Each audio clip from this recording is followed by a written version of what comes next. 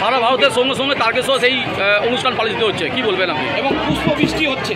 আমাদের তারকেশ্বরের এই রথযাত্রা শুধু তারকেশ্বরের নয়, হুগলি জেলাবাসীর মধ্যেও একটা উদ্দীপনা সৃষ্টি করেছে।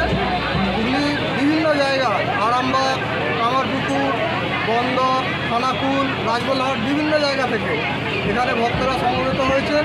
এই দুর্লভ দিন, সেদিন একমাত্র ভগবান জগন্নাথের মন্দিরের গর্ভগৃহ থেকে বাইরে এসে সকল ভক্তকে দর্শন দেন এবং ভক্তরা দুর্লভ সেই সুযোগ পান যে বছরে একটা দিন ভগবানকে স্নান করাবার সুযোগ পান। আজকেই সেই বিশেষ দিন, সেই শুভক্ষণ উপস্থিত হয়েছে। আমরা ধর্মীয় রীতি নিয়ম মেনে আচার অনুষ্ঠানের মধ্য দিয়ে সেই কার্য শুরু করতে চলেছি। এটা কি তারকেশ্বর ইস্কন দ্বারা পরিচালিত? আমাদের এটা তারকেশ্বর ইস্কন শ্রীরাম মায়াপুরের অনুমোদিত ইস্কন আউটপোস্ট সংস্থা।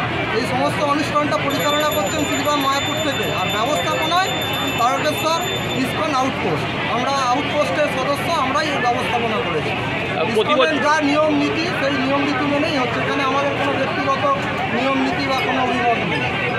ওই সারাদিন ধরে কী কী অনুষ্ঠান কর্মসূচি আছে? আজকে দৈনন্দিন যেরকম জিনিস, সকাল থেকে মঙ্গল আরতি, তারপরে ভগবানের শৃঙ্গার দর্শন আরতি, গুরু পুজো হয়েছে। এবার ভগবানের অভিষেক হবে।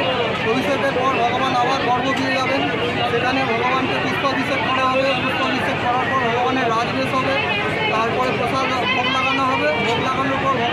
গজবেশ ধারণ করবে। গজবেশের একটা পৌরাণিক লীলা আছে। এই বিশেষ দিনে ভগবান হস্তিরূপে ভগবানের এক ভক্তকে দীক্ষা দর্শন দিয়েছিলেন, সেই জন্য আজকে ভগবানের গজবেশ করানো হবে।